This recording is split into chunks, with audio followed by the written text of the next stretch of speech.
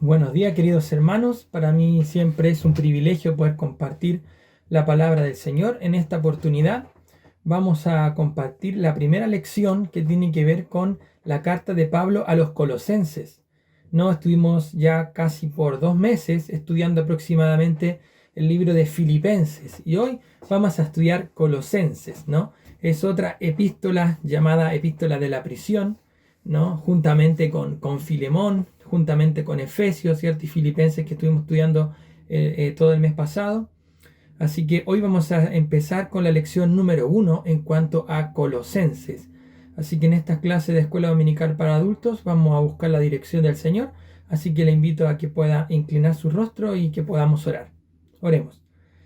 Padre Celestial, Dios nuestro, gracias te damos por poder una vez más reunirnos, Señor, a través de esta clase en la cual tú vas a hablar a nuestras vidas, a nuestros corazones.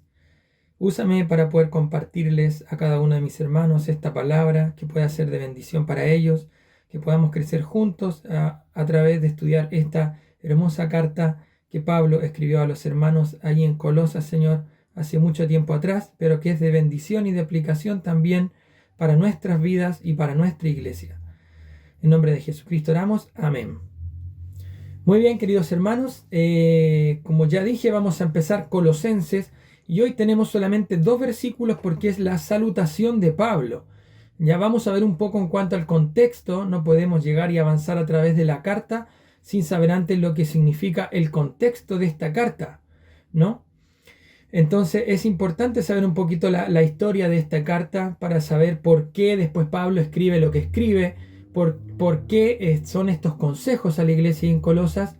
Y hoy vamos a leer versículos 1 y 2 de Colosenses 1. Al comienzo de esta carta, Colosenses dice: Pablo, apóstol de Jesucristo por la voluntad de Dios, y el hermano Timoteo, a los santos y fieles hermanos que están en Colosas, gracia y paz sean a vosotros de Dios nuestro Padre y del Señor Jesucristo. Eso es entonces Pablo, apóstol de Jesucristo por la voluntad de Dios, y el hermano Timoteo a los santos y fieles hermanos en Cristo que están en Colosas. Gracia y paz sean a vosotros de Dios nuestro Padre y del Señor Jesucristo. Solamente 2 versículos, ¿no? La salutación de Pablo. Vamos a introducirnos en este libro, en esta carta maravillosa. Vamos a ver, ¿no? que Pablo corrige ciertas cosas doctrinales.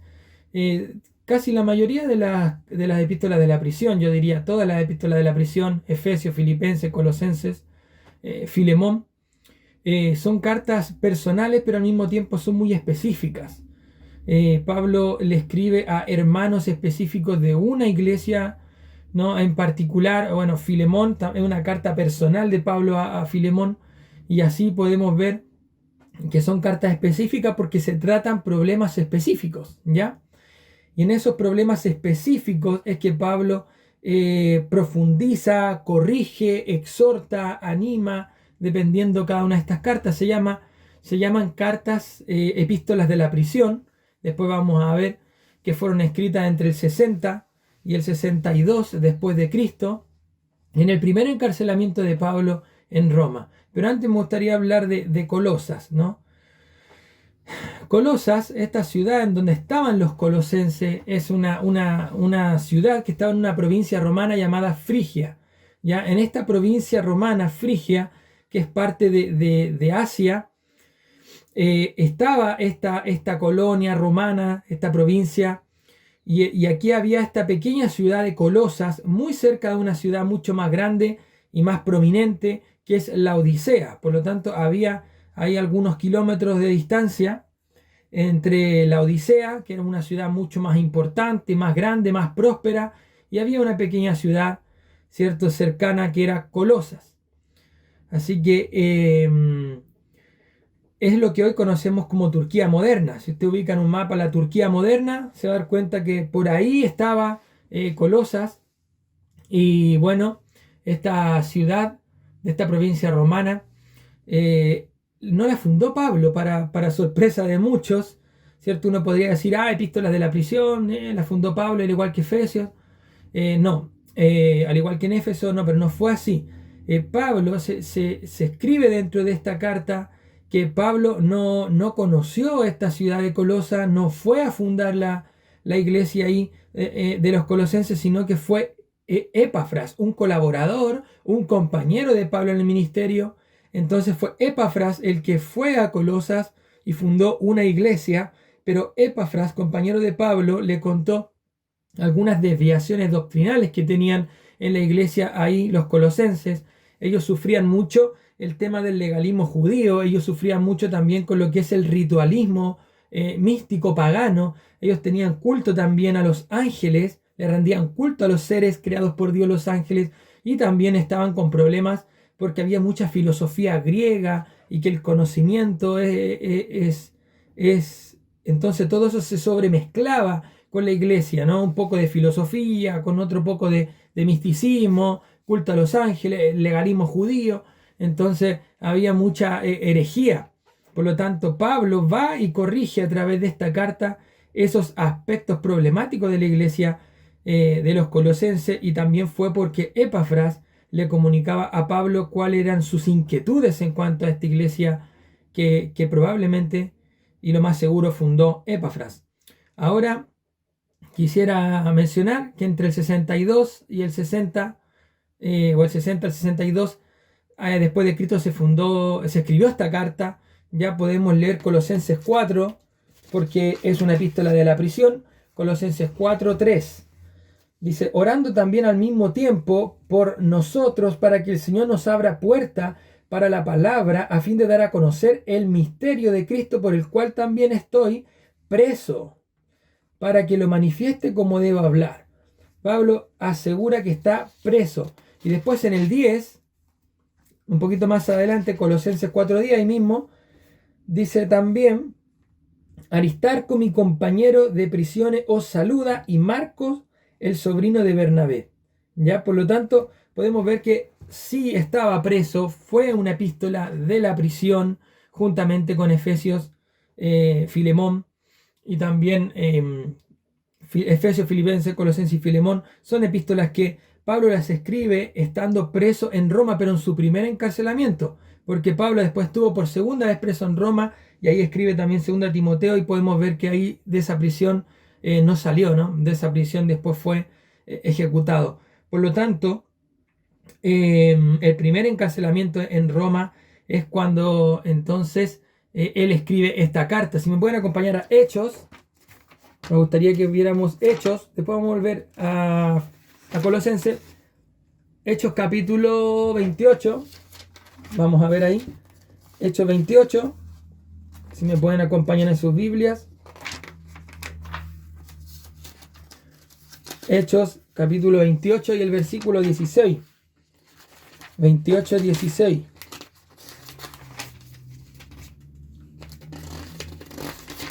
Dice la palabra del Señor. 28-16. Cuando llegamos a Roma, el centurión entregó los presos al prefecto militar, pero a Pablo se le permitió vivir aparte con un soldado que le custodiase. Por lo tanto, en su primer encarcelamiento estaba custodiado por un soldado romano. Entonces era como una especie de cárcel, digamos, una casa. Ya no era lo mismo que en la prisión, que estaban todos. Su primer encarcelamiento tuvo libertad, tuvo como una especie de púlpito, porque él podía ser visitado, él podía enviar cartas, podía recibir visitas. Así que ahí podemos ver también que él quedó preso, pero pudo seguir ministrando. Y en su segundo encarcelamiento, Pablo también quedó preso y pudo seguir ministrando. Ahora, volviendo ahí a Colosenses, si me pueden acompañar, nuevamente volviendo ahí a Colosenses, es Pablo quien escribe esta carta, como lo dice el versículo 1, apóstol de Jesucristo por la voluntad de Dios, porque así fue salvado. Él se consideraba se consideraba el menor de los apóstoles, como un abortivo, ¿cierto? Ahí también se consideraba que fue adoptado y rescatado mucho después de los demás, que eso fue lo que pasó.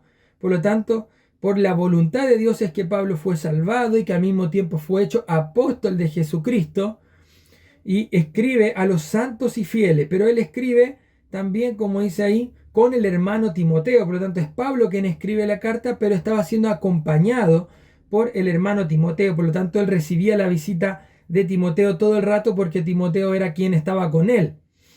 Él estaba preso, pero Timoteo era quien estaba con él. Y después dice, a los santos y fieles hermanos que están en Cristo. La fidelidad es algo particular en cada uno de los creyentes. Siempre en el Nuevo Testamento Pablo se refiere a los fieles hablando de personas creyentes, personas que han recibido a Cristo o que han creído en Cristo como Salvador de sus vidas. Por lo tanto, una característica que se menciona de los hijos de Dios es la fidelidad. Y santos porque es la posición del creyente. Delante de Dios nosotros tenemos una posición. Esa posición es que somos santos delante de la presencia de Dios porque Dios nos mira a través de Jesucristo, nuestro abogado, quien pagó, murió y nos redimió con su sangre.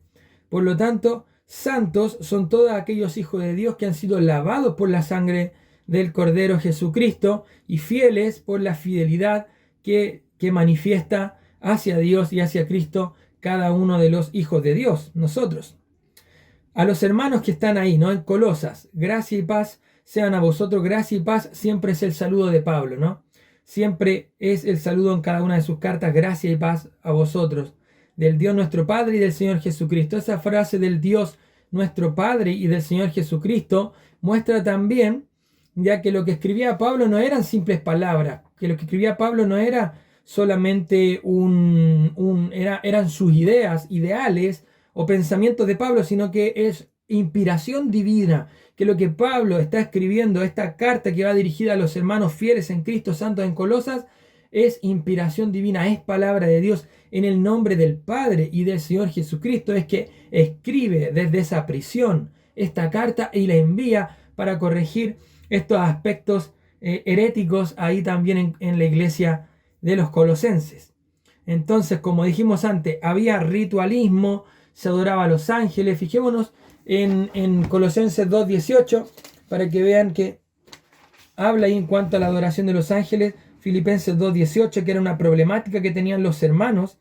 2:18, nadie os prive de vuestro premio, afectando humildad y culto a los ángeles, entremetiéndose en lo que no ha visto, vanamente hinchándose vanamente hinchando por su propia mente carnal.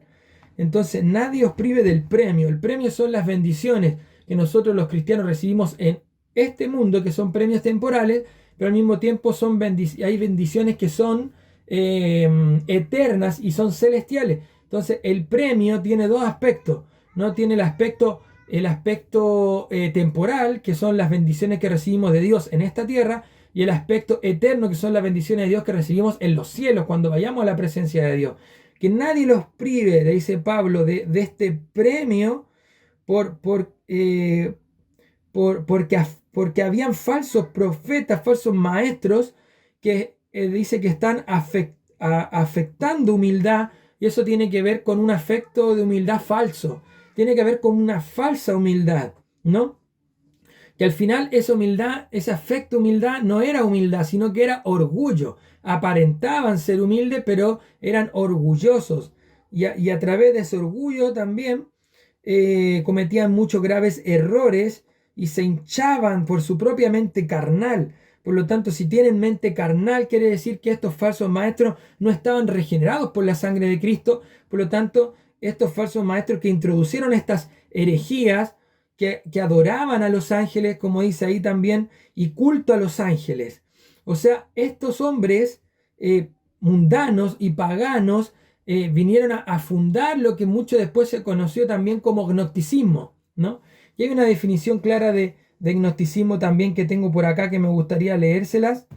Y dice, aquí la tengo: gnosticismo, doctrina religiosa, esotérica y herética, que se desarrolló durante los primeros siglos del cristianismo y que prometía a sus seguidores conseguir el conocimiento el conocimiento intuitivo, misterioso y secreto de las cosas divinas que los conduciría hacia la salvación. Por lo tanto, el gnosticismo, que hasta el día de hoy se practica, nació ahí en el siglo I.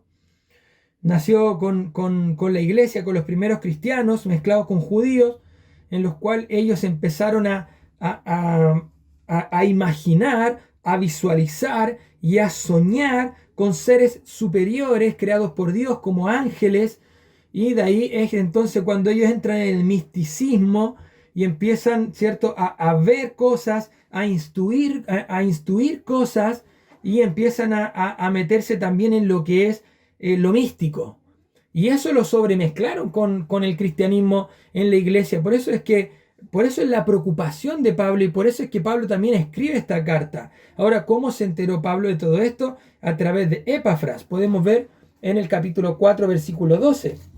4.12, acá mismo en Colosenses 4.12, después dice: os saluda Epafras, el cual es uno de vosotros, siervo de Cristo, siempre rogando encarecidamente por vosotros en sus oraciones, para que estéis firmes, perfectos y completos en todo lo que Dios quiere. Por lo tanto, Epafras sufría con esto, sufría al ver las desviaciones doctrinales en la iglesia de los colosenses. Por eso es que también Pablo se motiva para apoyar a esta iglesia en Colosas, y es que escribe esta carta y también la envía. A ver si tengo otro, aquí tengo otro pasaje también, compañero de Pablo, el 1.5 de Colosenses 1.5. A causa de la esperanza que está guardada en los cielos, de la cual ya habéis oído por la palabra verdadera del Evangelio, que ha llegado a vosotros. A ver, este es el versículo que estoy encontrando. No, bueno, no era el versículo que quería leer, pero bueno, se me traspapeló. Pero Epafras estaba muy, muy, muy preocupado por esta situación, ¿ya? Y Pablo también le pesó el corazón cuando se dio cuenta de esta problemática, y porque si se fijan en el 2:1 al 4, capítulo 2 de Colosenses 1 al 4, dice: porque quiero que sepáis cuán grande lucha sostengo por vosotros y por todos los que están en la Odisea. No olvidemos que la Odisea estaba entre 100 y 160 kilómetros de distancia, o sea, era muy poca la distancia que había. Entonces era una ciudad cercana, y la lucha de Pablo en su corazón, su tristeza era por la Odisea y por Colosenses. Por eso dice: gran lucha sostengo por vosotros y por los que están en la Odisea y por todos los que nunca han visto mi rostro.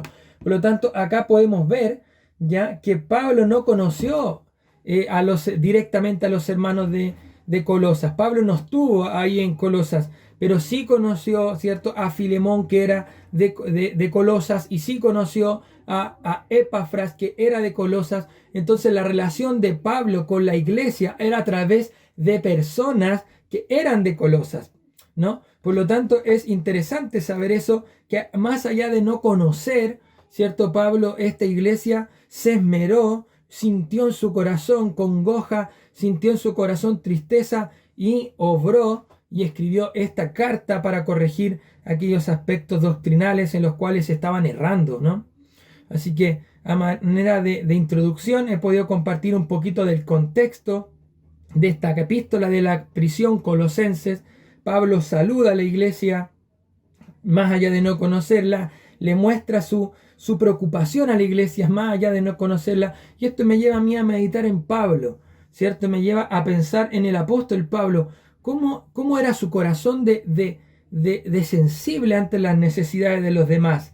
Me lleva también a hacerlos meditar a cada uno de ustedes que nuestro corazón tiene que ser sensible. ¿Cuántas veces nos han contado, ¿cierto? Nos han contado hermanos o familiares tal o cual necesidad, y nosotros hemos sido duros en nuestro corazón y hemos dicho: sí, hermano, vamos a estar orando, y después no hacemos nada, ni siquiera oramos. ¿Cuántas veces nos han contado necesidades o problemáticas y nosotros: ya te voy a ayudar? ¿Cuántas veces le hemos dicho: ya te voy a llamar? ¿Cuántas veces hemos dicho: sí, yo me voy a encargar? Y al final no hacemos nada. No, lo hablo por mí mismo también. No es que todo lo que yo predico es para solamente ustedes, porque la palabra de Dios nos habla a cada uno de nosotros, a mí también. Cada vez que yo comparto la palabra es un desafío, porque Dios habla a mi vida y después tengo que compartírsela a ustedes también, queridos hermanos.